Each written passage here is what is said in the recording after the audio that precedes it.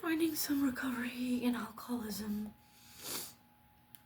I started looking at codependency recovery, and through studying this book, Codependence Guide to the 12 Steps, with some other women going through a similar process, much of what we found is that a lot of our struggles are rooted in this deeply ingrained codependency struggle. So just a few quick thoughts on the first part of the first chapter. It mentions what I like to call the mask. And if I read quickly and just from page 7, here we go. I thought I was in complete control of my life and others. I thought there was no circumstance too overwhelming, no feeling so great that I couldn't handle it by sheer force of willpower. I thought being in control was expected of me. It was my job, that's how I got through life. And I thought my life looked so much more manageable than the lives of those around me, until I started looking within.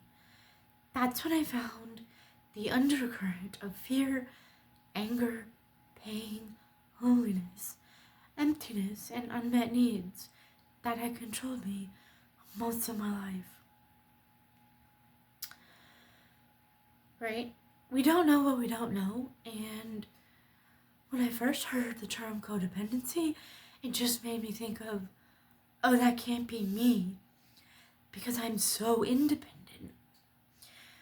But really, codependency has much less to do with independence than it does with control in all forms of that word. Right?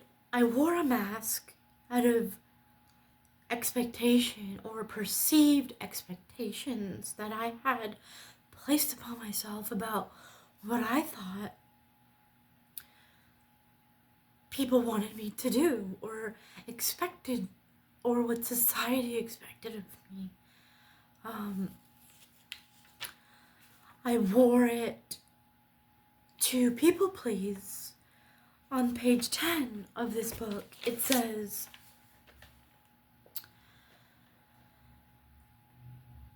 as many others have said about themselves, I wasn't me. I was whoever people wanted me to be. I felt quite victimized and used up by it all. After years of practicing hardline codependency, the unmanageability in my life was overwhelming. My relationships with friends were strained. I had little to offer friends except my perpetual complaints about the misery in my life. And our friendships centered around shared stories of victimization.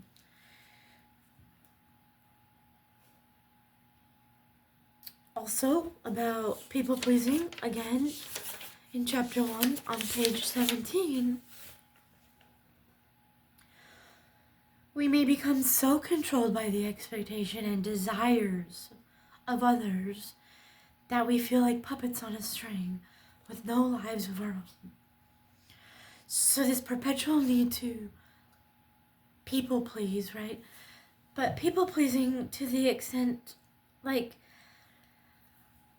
I can only assume what I think are the expectations and desires of other people, right? Most of how we set the stage is out of, for me, this desire to be liked, this incessant need to be liked, that on page 16 It goes on to say we become so consumed with thoughts of another and with wondering what the person is feeling that we lose touch with ourselves and our own thoughts and our own feelings, right? I became so lost in these masked identities that became who I identified as. And this results in self-neglect, right? And the consequence is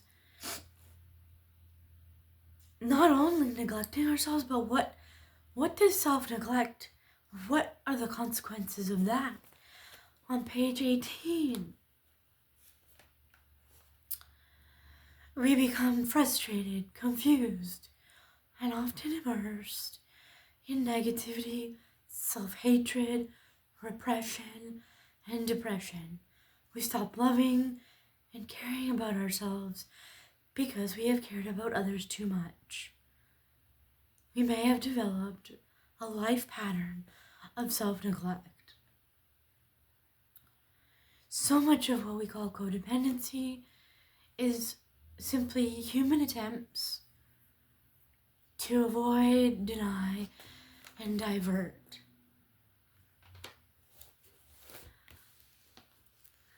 I wore a mask so deeply that I lost any sense of who I was. Right? I ended up near the end of my drinking because of codependency that I was unaware of.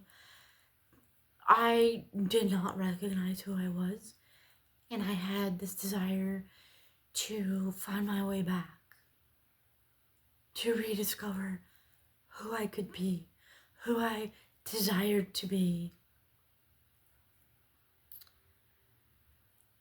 And I hope that in opening up discussions like this and becoming a part of this collective community of open sharing and discussing the struggles, not just the successes, that we can grow and we can become more comfortable in being uncomfortable.